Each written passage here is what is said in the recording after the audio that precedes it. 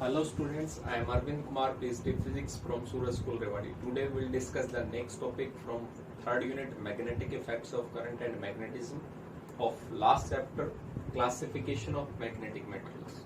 And our today's topic is also the classification of magnetic materials.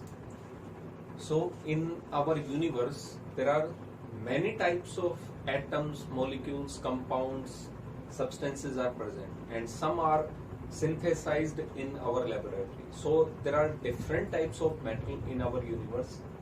First of all, Faraday decided to classify these metals on the basis of the magnetic properties of the material. So Faraday classified these materials on the basis of magnetic field in three categories. First one is diamagnetic substance. Diamagnetic. Second one is paramagnetic. And third one is ferromagnetic substance. Ferromagnetic substance. तो Faraday ने तीन major category बना दी और उनका नाम दिया गया diamagnetic, paramagnetic and ferromagnetic substance. तीन टाइप के मेटल बना दी। अब इन तीनों को देखते हैं क्या क्या होता है बेसिकली। तो यहाँ पे अगर हम कहें कि जो इंडिविजुअल एटम्स होगा इन सब्सटेंस में, जो इंडिविजुअल एटम होगा या मॉलिक्यूल होगा या आयंस होगी, उसका जो नेट मोमेंट होगा, नेट मैग्नेटिक डायपोल मोमेंट जो होगा, उसकी वैल्यू कितनी होगी? 0 होगी। यानी इसमें हम बेसिकली अगर केमिस्ट्री के बेसिस पे जाएं तो जो इलेक्ट्रॉन होंगे वो हर ऑर्बिट में क्या होंगे? कंप्लीटली फिल्ड मिलेंगे।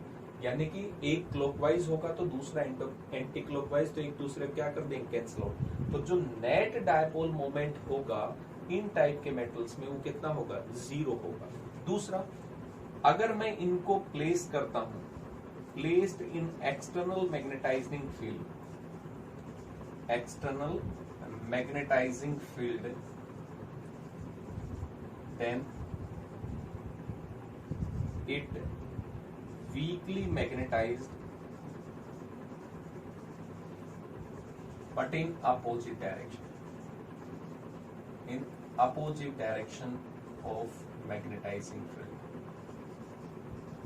जो जिस डायरेक्शन में आपने फील्ड अप्लाई की है उस डायरेक्शन में मैग्नेटाइज नहीं होंगे, ये उससे अपोजिट डायरेक्शन में मैग्नेटाइज होंगे। और कितने होंगे? बहुत वीकली होंगे, बहुत कम होंगे मैग्नेटाइज, क्योंकि इनके पास में नेट डायपोल मोमेंट होगा ही नहीं एटम्स के पास में।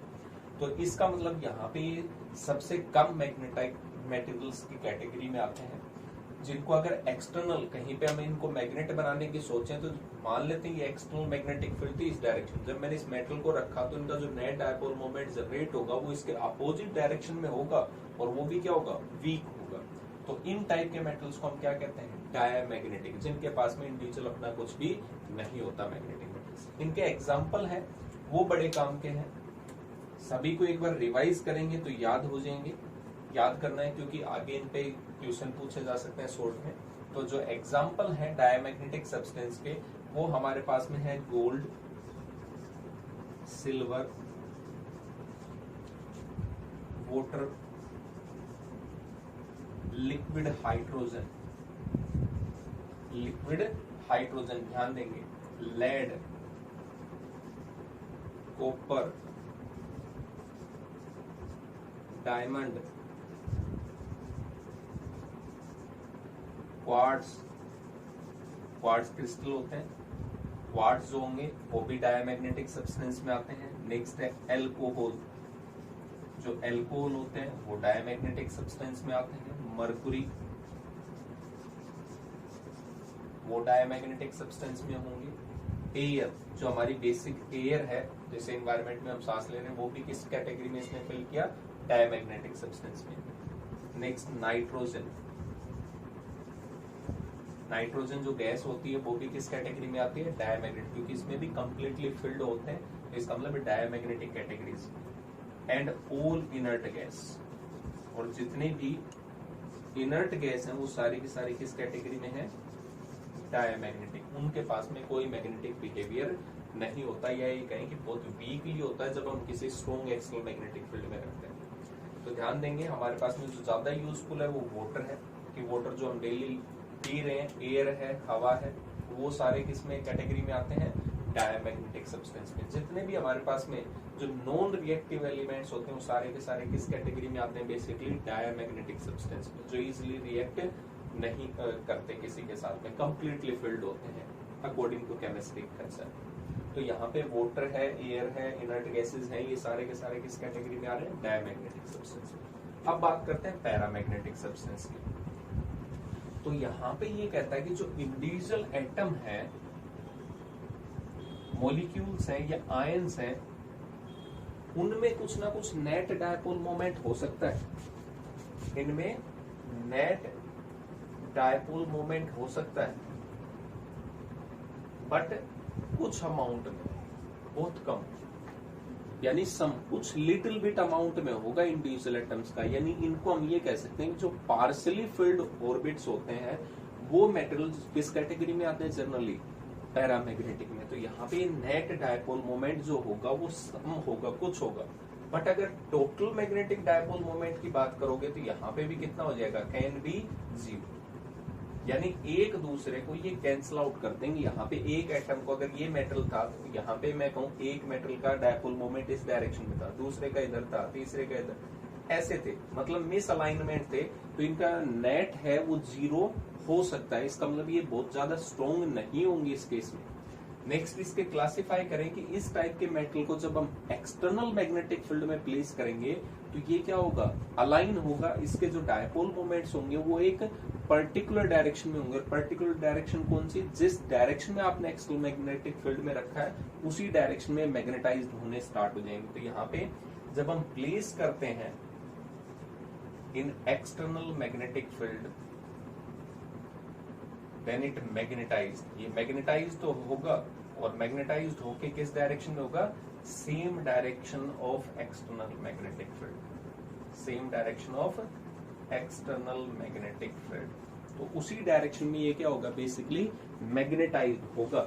यहाँ पे इस डायरेक्शन में रखा, ये एक्सटर्नल मैग्नेटिक फील्ड हमने प्लेस की इसके थ्रू, तो ये जो इंडिविजुअल एटम्स जो थे जिनका नेट 0 हो सकता था वो सभी क्या करेंगे, इसी डायरेक्शन में अलाइन होना स्टार्ट कर देंगे जब हम एक्सटर्नल मैग्नेटिक फील्ड में रखेंगे पैरामैग्नेटिक मेटल्स को। इनके लिए एग्जांपल है, देखते हैं। एल्यूमिनियम है, क्रोमियम है, क्रोमियम, लिथियम है, प्लेटिनम है, टंगस्टन है जो बल्ब के फिलामेंट्स में यूज होता है, टंगस्टन, सोडियम है, पोटेशियम है, लिक्विड ऑक्सीजन है। ये बेसिक। यहाँ पे ध्यान देंगे हमारे पास में लिक्विड जो हाइड्रोजन थी वो डायमैग्नेटिक सब्सटेंस में है, और लिक्विड जो ऑक्सीजन है वो किस कैटेगरी में है, पैरामैग्नेटिक मेटल्स। कई बार कंपटीशन एग्जाम में या किसी में 1 मार्क्स के क्वेश्चन में आ सकता है, liquid oxygen is paramagnetic and liquid hydrogen is diamagnetic substance. तो यहाँ पे इनको अगर देखें तो इनमें कुछ आउटर मोस्ट सेल जो होंगे उनमें कंप्लीटली फिल्ड इलेक्ट्रॉन नहीं मिलेंगे on the basis of chemistry. तो इसका मतलब यहाँ पे कुछ इनका इंडिविजुअल डायपोल मोमेंट था बट एक दूसरे को कैंसिल आउट कर देते हैं, इसलिए इतने ज्यादा स्ट्रॉन्ग मैग्नेट नहीं करते। लेकिन जैसे ही हम इनको एक्सटर्नल मैग्नेटिक फील्ड में रखते हैं तो ये एक पर्टिकुलर डायरेक्शन में मैग्नेटाइज होना स्टार्ट कर देते हैं विद फुल एफिशिएंसी। तो यहाँ पे ये लास्ट पॉइंट करते हैं फेरोमैग्नेटिक। यहाँ पे इनका जो इंडिविजुअल एटम्स होंगे इन मेटल्स के, उनके पास में नेट डायपोल मोमेंट होगा। Individual atom have net dipole moment. यहाँ पे सम नहीं लिख रहा, कुछ नहीं होता, इनके पास होता ही होता है। यानी कि इनके पास में net dipole moment can never be 0। जब हम इनको एक्सटर्नल मैग्नेटिक फील्ड में नहीं रख रहे तब भी इनके पास में कुछ डायपोल मोमेंट था। अगर मैं इनको प्लेस करता हूं तो ये स्ट्रॉन्गली मैग्नेटाइज्ड होते हैं। क्या होंगे ये, strongly magnetised in direction of magnetic field, strongly magnetised in same direction of magnetic field, direction of magnetic.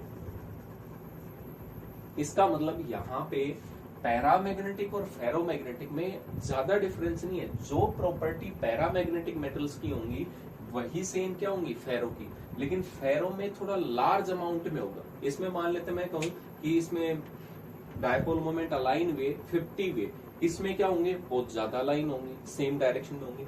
जो भी इसकी प्रॉपर्टी आएगी पैरा की वो सारी की सारी ज्यादा अमाउंट में ज्यादा एक्सटेंट में कर देंगे, that will become the property of ferromagnetic. तो हम फेरोमैग्नेटिक की प्रॉपर्टी नहीं पढ़ेंगे, हम दोनों में डिफरेंशिएट करना सीखेंगे और देखेंगे जो भी पैरा की प्रॉपर्टी होगी उसको थोड़ा लार्ज अमाउंट में कर देंगे तो वो किसकी प्रॉपर्टी बन जाएगी, फेरोमैग्नेटिक मेटल्स की।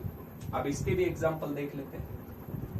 तो जो एग्जांपल है वो बेसिक है आयरन, कोबाल्ट एंड निकल, और एक होता है ग्लैडोनियम एंड इट्स एलॉयज। जो एलॉयज होंगी वो है इस कैटेगरी में।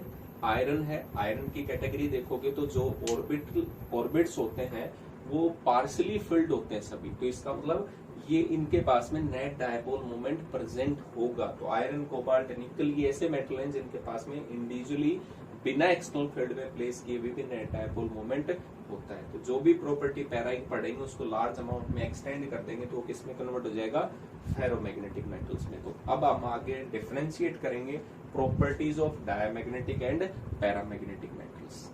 ठीक है, तो प्रॉपर्टीज डिस्कस करते हैं। तो नेक्स्ट देखते हैं प्रॉपर्टीज डायमैग्नेटिक और पैरामैग्नेटिक सब्सटेंस की। तो यहाँ पे अगर देखते हैं तो फर्स्ट प्रॉपर्टी कहती है कि जब भी हम किसी डायमैग्नेटिक मेटल को यूनिफॉर्म मैग्नेटिक फील्ड में प्लेस करते हैं जहाँ पे मैग्नेटिक फील्ड की डायरेक्शन और स्ट्रेंथ इक्वल है, तो कहता है कि जो डायमैग्नेटिक सब्सटेंस होगा उसकी जो सबसे लॉन्गेस्ट साइड होगी वो परपेंडिकुलर हो जाएगी मैग्नेटिक फील्ड के, या ये कहें शॉर्टेस्ट साइड है that becomes parallel to the magnetic field. तो यहाँ पे अगर मैं कहूँ कि मार्कर को मैंने फ्रीली सस्पेंड किया यूनिफॉर्म मैग्नेटिक फील्ड, तो यूनिफॉर्म मैग्नेटिक फील्ड किधर जाता है, नॉर्थ से और साउथ डायरेक्शन की तरफ। तो यहाँ पे जो मार्कर होगा या पेन होगा उसकी लॉन्गेस्ट एक्सिस जो होगी वो बिल्कुल परपेंडिकुलर, ऐसे मैग्नेटिक फील्ड आ रही है तो ये उसके क्या हो जाएगा, परपेंडिकुलर डायरेक्शन में हो जाएगा, क्योंकि ये फीबली मैग्नेटाइज्ड होते हैं अपोजिट डायरेक्शन, इसलिए ये किधर जाएंगे, वीकेस्ट की साइड में। तो यहाँ पे यूनिफॉर्म मैग्नेटिक फील्ड में अगर फ्रीली सस्पेंड करेंगे तो लॉन्गेस्ट साइड परपेंडिकुलर होगी या शॉर्टेस्ट साइड पैरेलल होगी मैग्नेटिक फील्ड के। दूसरी अगर देखें तो अगर हम नॉन यूनिफॉर्म मैग्नेटिक फील्ड में डायमैग्नेटिक सब्सटेंस को प्लेस करते हैं तो ये क्या करते हैं, रिपेल होते हैं, अपोजिट डायरेक्शन में मैग्नेटाइज्ड हुए थे, तो इसका मतलब ये स्ट्रॉन्गर मैग्नेटिक फील्ड से किधर जाएंगे, वीक मैग्नेटिक फील्ड में। इसका भी एक एग्जांपल देखते हैं।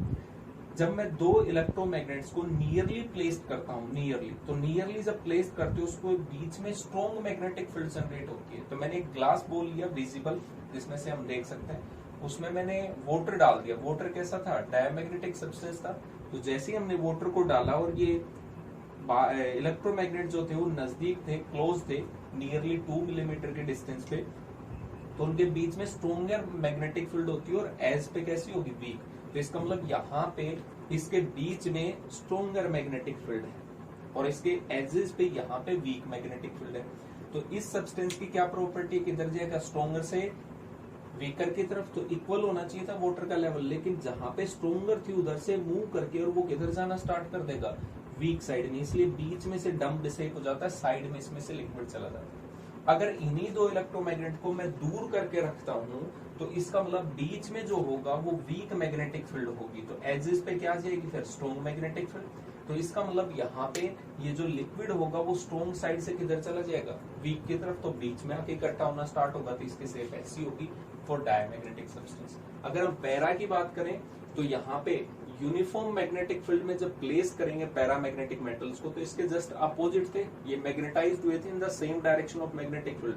तो इसका मतलब इनकी जो सबसे बड़ी एक्सिस होगी वो मैग्नेटिक फील्ड में सेम डायरेक्शन में रहेगी, या ये कह सकते हैं शॉर्टेस्ट जो एक्सिस होगी वो परपेंडिकुलर होगी मैग्नेटिक फील्ड के। अब अगर मैं पैरामैग्नेटिक मेटल का कोई पार्ट है मेरे पास में ये मेटल, तो इसको फ्रीली सस्पेंड करेंगे तो ये जो सबसे बड़ी एक्सिस होगी इसकी वो same direction of magnetic field में होगी, तो सबसे बड़ी एक्सिस सेम डायरेक्शन। अगर हम नॉन यूनिफॉर्म मैग्नेटिक फील्ड में प्लेस करते हैं तो ये क्या होगा, वीकर मैग्नेटिक फील्ड से किधर जाएंगे, स्ट्रॉन्ग की तरफ, क्योंकि अट्रैक्ट होते हैं। तो वीक से स्ट्रॉन्ग। जब ये नजदीक थे नॉर्थ साउथ पोल इलेक्ट्रोमैग्नेट्स, तो बीच में क्या बताया था आपको, यहाँ पे स्ट्रॉन्ग मैग्नेटिक फील्ड होगी, ये स्ट्रॉन्ग मैग्नेटिक फील्ड है बीच में, स्ट्रॉन्ग मैग्नेटिक फील्ड, तो यहाँ पे बीच में स्ट्रॉन्ग है। तो ये जो किनारों पे एजिस पे इसके वीक थे, वीक से किधर जाएगा, स्ट्रॉन्ग की तरफ, तो बीच में ज्यादा इकट्ठा स्टार्ट होगा। इससे जस्ट अपोजिट है, यहाँ पे इससे जस्ट अपोजिट होगा, क्योंकि इन दोनों की प्रॉपर्टीज एक दूसरे से डिफरेंट थी। अपोजिट डायरेक्शन में मैग्नेटाइज था, वो सेम डायरेक्शन। अगर इसकी जगह मैं फेरोमैग्नेटिक मेटल यूज करूं तो फेरो में क्या होगा, ये जो भी प्रॉपर्टी थी पैरा की उससे थोड़ा सा और ज्यादा, ठीक है, सेम होगा, इफेक्ट सेम होगा, शेप सेम होगी, बट थोड़ा सा लार्जर अमाउंट में होगा, तो वो किसकी होंगी, फेरोमैग्नेटिक। नेक्स्ट देखते हैं और क्या क्या प्रॉपर्टी होती है इन दोनों मेटल्स। नेक्स्ट प्रॉपर्टी हमारी कि एक यू ट्यूब है जिसमें हमने डायमैग्नेटिक लिक्विड को प्लेस किया। तो यहाँ पे नेक्स्ट प्रॉपर्टी क्या कहती है, level of diamagnetic liquid in you tube depressed. ये डिप्रेस्ड होगा, क्यों होगा वहां पे, उसका रीजन देखते हैं। कहता है कि जब मैं यहाँ पे एक स्ट्रॉन्ग इलेक्ट्रोमैग्नेट अप्लाई करता हूँ, इधर नॉर्थ पोल है, इधर साउथ पोल है, तो मैग्नेटिक फील्ड किधर जाएंगी, नॉर्थ से और साउथ की डायरेक्शन में। तो यहाँ पे तो वीक है मैग्नेटिक फील्ड और इधर क्या होगी, स्ट्रॉन्ग मैग्नेटिक फील्ड। तो डायमैग्नेटिक तो क्या होता है, किधर जाएगा, स्ट्रॉन्ग मैग्नेटिक फील्ड से वीक मैग्नेटिक फील्ड। तो ये जो लिम्ब होगी वो डिप्रेस्ड होगी नीचे की तरफ। अब लिक्विड को तो अपना प्रेशर मेंटेन करना था, लेवल। इधर अगर देखेंगे जिस साइड में इलेक्ट्रोमैग्नेट नहीं थे तो वो किधर जाएगा, अपवर्ड डायरेक्शन में। जिसमें आपने इलेक्ट्रोमैग्नेट अप्लाई किया that side will get depressed. तो ये केस था। अगर इसकी जगह हम पैरामैग्नेटिक की बात करें और पैरामैग्नेटिक में एक लिम्ब में मैंने एक साइड में नॉर्थ और एक साइड में साउथ अप्लाई किया, वही मैग्नेटिक फील्ड होगी। अब यहाँ पे तो मैग्नेटिक फील्ड है नहीं, तो इसका मतलब यहाँ पे वीक मैग्नेटिक फील्ड और यहाँ पे क्या है, स्ट्रॉन्ग। तो लिक्विड जो होगा अब की बार पैरामैग्नेटिक का है। जैसे मैं कहूँ कि लिक्विड ऑक्सीजन हमने प्लेस किया हुआ है, तो लिक्विड ऑक्सीजन कैसा था, पैरामैग्नेटिक। तो ये किधर जाएगा, weak magnetic field to strong. तो यहाँ पे जो लेवल होगा वो डिप्रेस नहीं होगा, वो राइज अप होगा। तो पैरामैग्नेटिक में जिस साइड में आपने मैग्नेट अप्लाई किए हैं उधर राइज अप होता है, और डायमैग्नेटिक अगर सब्सटेंस है तो वो क्या होता है, डिप्रेस्ड होता है। तो ये भी एक प्रॉपर्टी। नेक्स्ट देखते हैं, तो नेक्स्ट प्रॉपर्टी देखते हैं। नेक्स्ट हमारी स्पेसिमेन ऑफ डायमैग्नेटिक। अगर एक डायमैग्नेटिक सब्सटेंस का मैंने कुछ पार्ट लिया, जैसे यही सब्सटेंस ले लिया, इसको जब मैं एक्सटर्नल मैग्नेटिक फील्ड में रखता हूँ या मैग्नेटाइजिंग फील्ड में रखता हूँ, तो इसमें से जो मैग्नेटिक फील्ड लाइंस है वो इसको प्रीफर नहीं करती, क्योंकि यहाँ पे डायमैग्नेटिक है वो अपोजिट डायरेक्शन में मैग्नेटाइज्ड हो रहा था। इसका मतलब जो मैग्नेटिक फील्ड लाइंस है वो इस मेटल के थ्रू पास होना प्रीफर नहीं करती, इससे बचने की कोशिश करती है। तो यहाँ पे अगर मैं रखूं, सपोज करते हैं कि यहाँ पे नॉर्थ था और ये साउथ, स्ट्रॉन्ग इलेक्ट्रोमैग्नेट रखे मैंने, यहाँ पे ये जो लाइन थी, ये मैग्नेटिक फील्ड लाइंस किधर जाएंगी, नॉर्थ से और साउथ डायरेक्शन, ठीक है, स्ट्रॉन्गेस्ट थी। जब मैंने इसके अंदर यहाँ पे कुछ स्ट्रेंथ थी, जैसे ही मैंने इसके अंदर ये डायमैग्नेटिक मेटेरियल रखा, यहाँ पे ये मेटेरियल रखा, सपोज कर,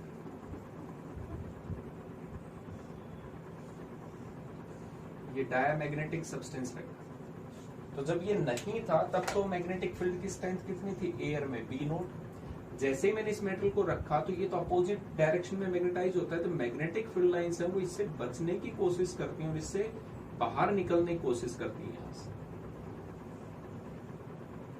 इससे बचने की कोशिश करें मैग्नेटिक फील्ड लाइंस।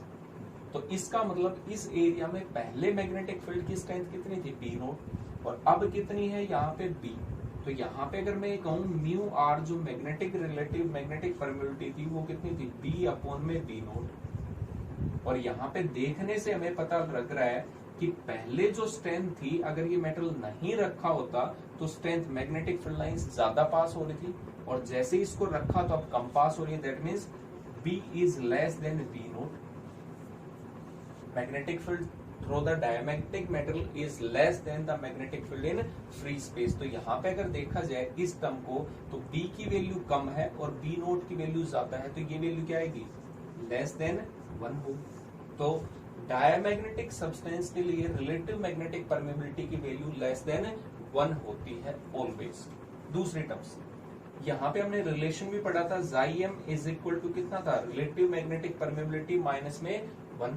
तो यहाँ पे अगर देखें तो ये वैल्यू वैसे ही लेस देन 1 है। जैसे मान ले फॉर एग्जांपल 0.9 है, 0.9 माइनस में 1, तो माइनस में 0.1 आएगा। तो इसका मतलब ये होगा स्मॉल नेगेटिव वैल्यू, ऐसी वैल्यू होगी स्मॉल नेगेटिव वैल्यू। तो इसका मतलब आपसे 1 मार्क्स के क्वेश्चन पूछे जाते हैं, कई बार रिलेटिव मैग्नेटिक परमेबिलिटी पूछ लेते हैं कि किसी की लेस देन 1 है, व्हाट टाइप ऑफ मेटल, तो क्या कहेंगे, डायमैग्नेटिक है। या ससेप्टेबिलिटी जो है वो नेगेटिव है, स्मॉल वैल्यू है बट नेगेटिव है, तो कैसा मेटल होगा, डायमैग्नेटिक मेटल्स होगा। क्लियर हो गया पॉइंट। यहाँ पे ये टर्म्स थे। पैरामैग्नेटिक में जाते हैं, तो पैरामैग्नेटिक तो सेम डायरेक्शन में मैग्नेटाइज होता था, इसका मतलब इस मेटल को रखेंगे तो यहाँ पे मैग्नेटिक फील्ड लाइंस इसके थ्रू प्रीफर होना पास करेंगे। जैसे यहाँ पे पहले नॉर्थ और साउथ पोल रखे मैंने, तो मैग्नेटिक फील्ड लाइंस इस डायरेक्शन में थी ऐसे ऐसे। लेकिन जैसे ही मैंने यहाँ पे स्ट्रेंथ जो थी पहले वो बी नोट थी एक यूनिट एरिया में, अब मैंने यहाँ पे इनको हटा के और जैसे ही मैंने एक मेटल रखा, ये मेटल प्लेस किया, तो अब जो मैग्नेटिक फील्ड लाइंस है वो क्या करेंगी, इस मटेरियल के अंदर से पास होने के लिए प्रीफर करेंगे, ऐसे मेटल के अंदर से पास होंगे, इससे बचने की कोशिश नहीं करेंगे। तो अब जो होगा उसी एक यूनिट एरिया में मैग्नेटिक फील्ड की जो स्ट्रेंथ होगी इस मेटल के अंदर वो ज्यादा होगी, क्योंकि ज्यादा मैग्नेटिक फील्ड लाइंस होगी।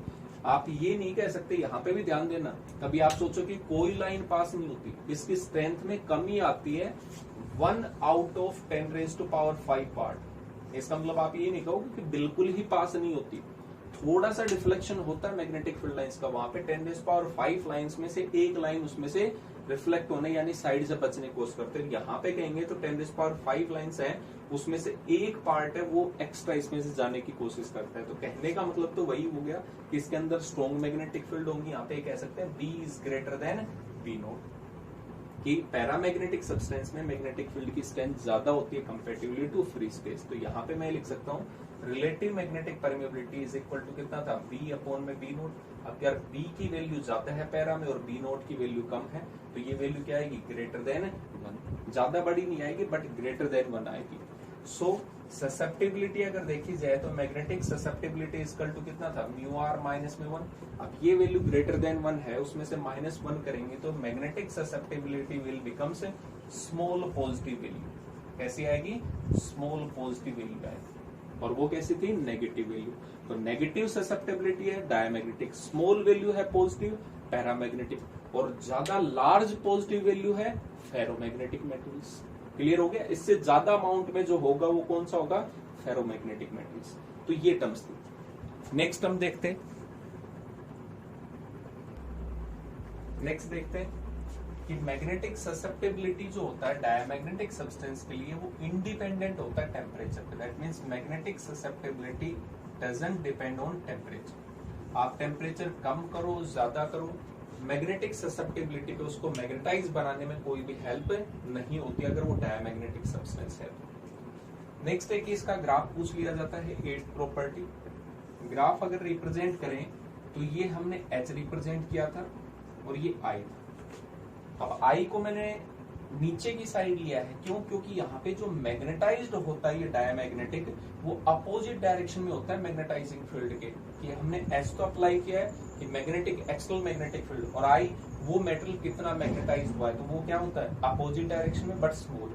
तो जैसे जैसे हम मैग्नेटाइजिंग फील्ड अप्लाई करते जाएंगे ये मैग्नेटाइज तो होगा बट अपोजिट डायरेक्शन में। अगर ऊपर की तरफ रिप्रेजेंट करते तो वो क्या होता है सेम डायरेक्शन में। तो ये इसका ग्राफ है H और I के बीच में, टेम्परेचर पे इंडिपेंडेंट होता है। नेक्स्ट टर्म अगर हम देखें तो पैरामैग्नेटिक सब्सटेंस जो होता है वो इनवर्सली प्रोपोर्शनल होता है टेम्परेचर के। इसका मतलब टेम्परेचर अगर इंक्रीज होगा तो जाइम की वैल्यू कम होगी और वो मेटल उतना ही कम मैग्नेटाइज होगा, लेस मैग्नेटाइज्ड। अगर हम किसी मेटल को मैग्नेटाइज करना चाह रहे हैं, उसका टेम्परेचर ज्यादा है, तो टेम्परेचर ज्यादा होगा तो उसके मैग्नेटाइज होने के चांसेस कम होते जाएंगे। क्लियर हुआ पॉइंट। तो यहाँ पे magnetic susceptibility of paramagnetic substance is inversely proportional to temperature. Next, अगर मैं यहाँ पे इनवर्सली प्रोपोर्शनल था और यहाँ पे रिप्रेजेंट करूं 1 अपॉन में chi M with respect to temperature. यहाँ पे इसको ऐसे लिख सकते हैं 1 अपॉन में जाई एम, और यहाँ पे डायरेक्टली प्रोपोर्शनल था तो इसको पूरी टर्म्स को एक साइड में लिखा, तो इसका मतलब ये कैसा ग्राफ आएगा, सेम। यहाँ पे एच और आई के बीच में आप ग्राफ रिप्रेजेंट करोगे तो कैसा आएगा, जितनी मैग्नेटाइजिंग फील्ड अप्लाई करोगे उसी सेम डायरेक्शन में क्या हो रहा है, मैग्नेटाइज्ड हो रहा है। तो इसका ग्राफ कैसा आएगा, इन फर्स्ट क्वाड्रेंट, और उसका किस में आएगा, फोर्थ क्वाड्रेंट, क्योंकि वो अपोजिट डायरेक्शन में मैग्नेटाइज्ड हो रहा था। ये कैसा हो रहा है, सेम डायरेक्शन। तो ये इसकी प्रॉपर्टीज थी। नेक्स्ट लास्ट हमारे पास में पॉइंट है क्यूरी लाइन मैग्नेटिज्म। अभी हमने देखा था कि टेम्परेचर को इंक्रीज करेंगे तो मैग्नेटिक बिहेवियर कम होता जाएगा, यानी इनवर्सली प्रोपोर्शनल था। तो इसका मतलब पैरामैग्नेटिक का टेम्परेचर बढ़ाते जाएंगे तो उसका मैग्नेटिज्म कम होता जाएगा, और वो किस में कन्वर्ट हो जाएगा, डायमैग्नेटिज्म में। उस ट्रांजिशन टेम्परेचर को बोला जाता है क्यूरी टेम्परेचर। ठीक है, इसने हमें एक लॉ बताया, वो क्या कहता है, intensity of magnetization is directly proportional to magnetizing field and intensity of magnetization is inversely proportional to temperature. तो दोनों कंबाइन करते हैं, ऑन कंबाइनिंग, तो intensity of magnetization is directly proportional to magnetic field and inversely proportional to temperature. But we know that B is equal to कितना था, mu H, so B is directly proportional to H। तो यहाँ पे हम लिख सकते हैं I is directly proportional to H upon T। So इस H को मैं इधर लेके आता हूं तो I अपॉन में H is inversely proportional to temperature. अब I अपॉन H हमने एक प्रॉपर्टी पढ़ी थी, इसको क्या बोलते हैं, मैग्नेटिक ससेप्टिबिलिटी, क्योंकि एफिशिएंसी कितना मैग्नेटाइज्ड हुआ, कितना आपने अप्लाई किया। तो यहाँ पे chi M is inversely proportional to कितना आएगा, टेम्परेचर।